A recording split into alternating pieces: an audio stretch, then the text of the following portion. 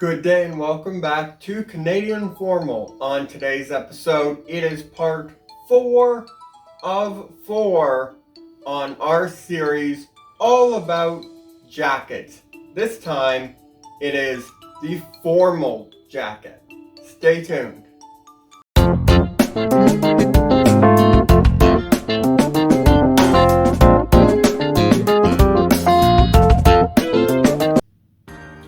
Good day and welcome back to Canadian Formal. I'm Curtis Allen and I have a passion for making the men of the Great White North look and feel their very best.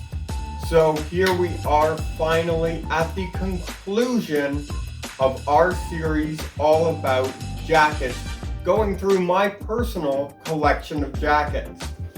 And this time it is formal jackets. We've already seen casual jackets, we've seen semi-formal jackets. This time it is the most formal of formal jackets. We have 5 to look at today, and they all have a little touch different than the last. So we'll be able to go through those small details that really separate one formal jacket from another formal jacket. They're not all just straight black 2-button jackets. So let's go through all of it together, starting with jacket number 1. Jacket number 1 is the jacket I'm wearing right now. This is one of my personal favorite formal jackets, and that's why I wanted to start with it today. It is a super dark, very, very dark blue, almost looks black, but when you see it with something black, you'll see that it is blue with some very fine check patterned pinstriping in a slightly lighter blue tone. So if you see that slightly lighter blue, it's not very obvious, but it is definitely there and it adds a nice touch. So because this is a very dark blue jacket, I would not recommend wearing it with black trousers. Because of that slight differentiation in tone, it won't look right. You could go with a pair of charcoal trousers or a similarly colored, very dark blue trouser. But this is a 2-button worsted wool jacket. It's got a few buttons here on the cuff as well. It's got a little bit of padding in the shoulder. It is a very structured jacket. Some nice notched lapels at the top here. So it is a classic in terms of a formal jacket. But let's move on to jacket number 2, another classic formal jacket. And of course, you can't talk about formal jackets without talking about the classic 2-button black jacket. And this is jacket number 2.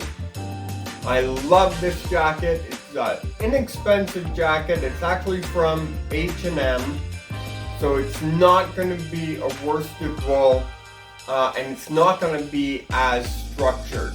Because of the price point, it just is not going to work with a worsted wool. So this is a polyester jacket, and a few things to keep in mind with a polyester jacket is that it is not going to breathe as well as a wool or even a cotton jacket.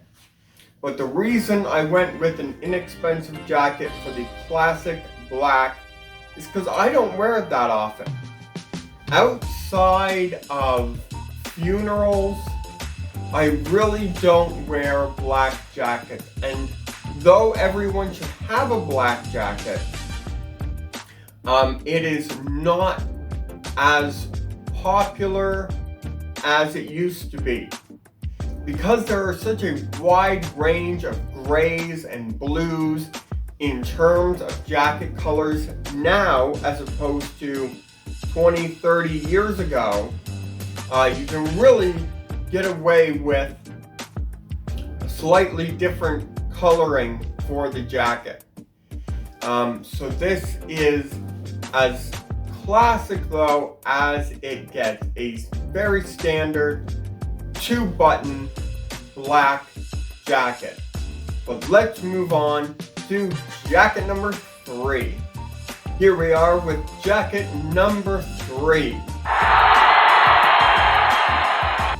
This is a Gianni Versace worsted wool double-breasted navy blue jacket with pointed lapels. This is very different from the previous 2 jackets we saw.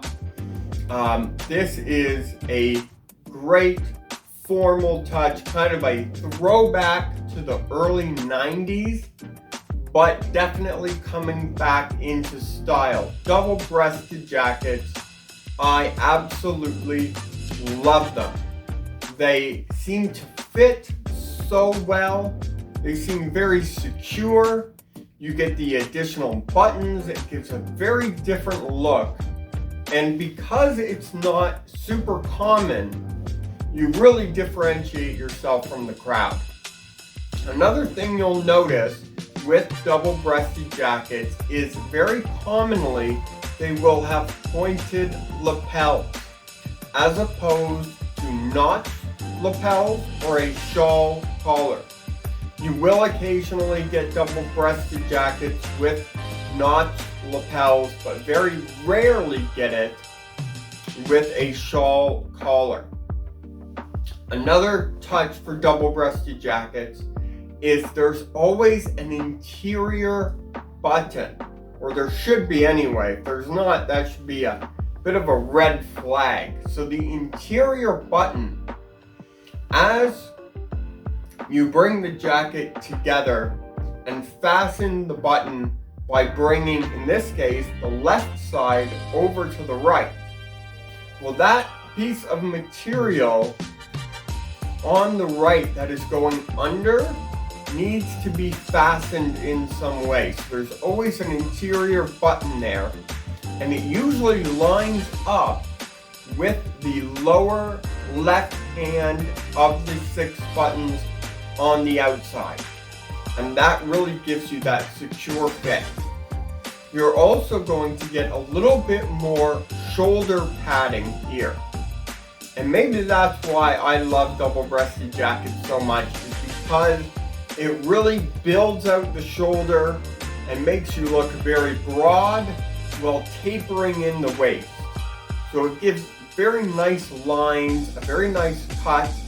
And the other thing that keeps it so secure is that typically a double-breasted jacket will not have a slit in the back. There will be no back venting. Not a single vent, not a double vent. It is usually just one continuous piece. And that really helps to secure everything as well. So this is a jacket I bought secondhand probably 5-6 years ago. It is a really beautifully fine wool. It's that navy blue color. There's no patterning to it. The lining is very much in line with the color as well. So you can see the lining is not very different. It is a black lining as opposed to the navy blue. But this is a jacket I will hopefully have for a very, very long time. So with that said, let's move on to something a little bit different in jacket number 4. And here we are with jacket number 4 in our formal jacket series. So this is the very definition of a modern formal jacket. The last jacket we saw, the Gianni Versace double-breasted jacket, was a very classic formal jacket. This is a modern formal jacket. It is a Giorgio Armani wool and silk blend 2-button single-breasted jacket. And there are so many details kind of hidden within this jacket. First and foremost, the color. Now, a lot of times formal jackets, if they're going to be gray, will be a very dark, charcoal, kind of dusty gray. This is more of a silver. It's got a sheen to it. And that is really where the silk blend comes in. The silk is what gives it that pop of shine, that extra vibrancy of a jacket. I love a vibrant jacket, but it is still very formal. The way it's cut, a little bit of padding in the shoulders, fairly structured, though not as structured as most formal jackets. Because gray has become more formal over time, this definitely still hits that formal marker. But it's something you could see people wearing in a club, people going out to a banquet dinner, maybe dancing in this type of jacket. Another thing that really caught my eye with this jacket is the lining. It is a half-lined jacket. So you get a little bit of lining along the top, and that's just to kind of hem everything in. And it goes all the way up into the shoulders, so you can get that little bit of padding, but it really doesn't go far below the chest. Kind of once you hit the top of the ribs, your sternum area, and then it is just the silk and wool outer shell. And another thing that separates this jacket a little bit is it's got the 2-button cuffs. Most cuffs will have 4 or 5 buttons running all the way up, a good quarter, a fifth of the way up the arm. 2 buttons. You still have buttons, but it is much shorter, much more tamed, and not quite as formal as the 4 or 5 kind of old school fastening system on the cuffs. So because this is only a half-lined jacket, you don't get a lot in terms of the pockets. You get a little bit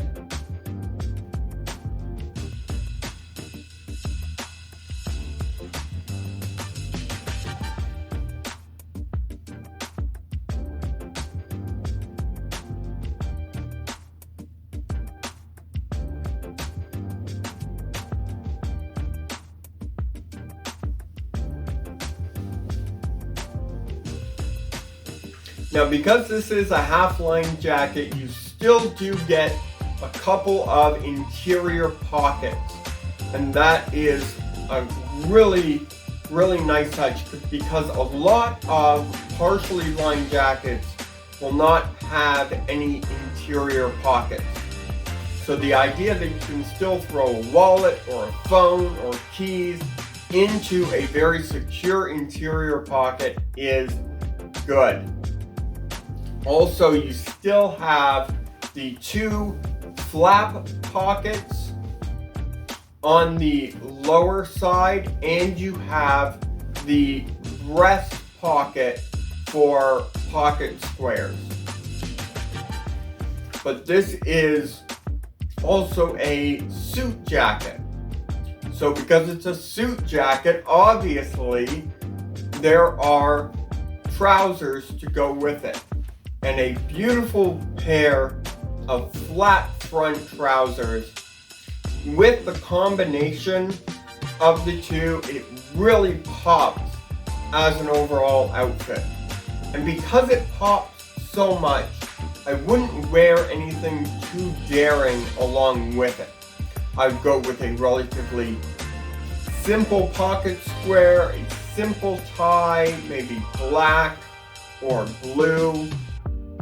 A shirt much like this Hugo Boss button-down cotton shirt doesn't draw attention away from the actual suit itself. And maybe with a shoe pairing of a black, maybe a cap-toe Oxford, really bring up the formality of the jacket. But I love this jacket. It is a modern take on a formal jacket, but let's move into the most formal of all formal jackets with jacket number 5.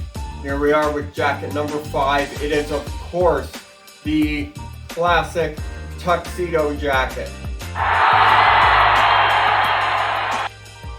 If you have watched this channel for a while, you will have seen this very jacket 1 or 2 times before, but I love it. It is a go-to whenever I'm going to the symphony or a very formal banquet or award show.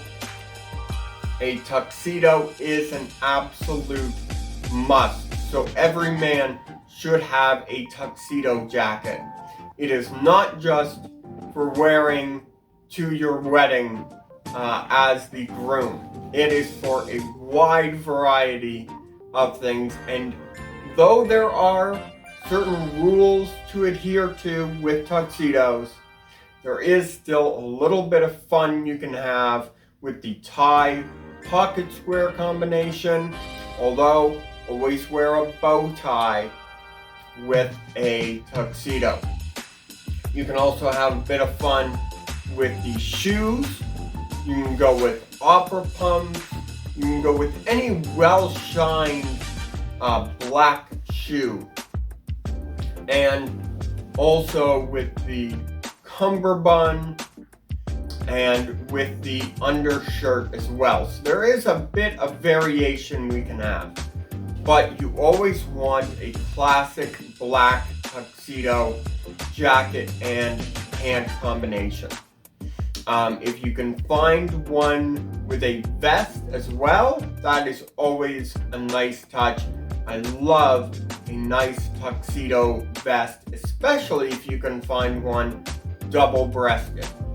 But there are a few key things that separate a tuxedo jacket from a classic black suit jacket. And that is the shine on the lapels. And the lapels, these ones, this is a Yves Saint Laurent tuxedo, and these ones have notched lapels. Very common though, you will find pointed lapels with a tuxedo jacket.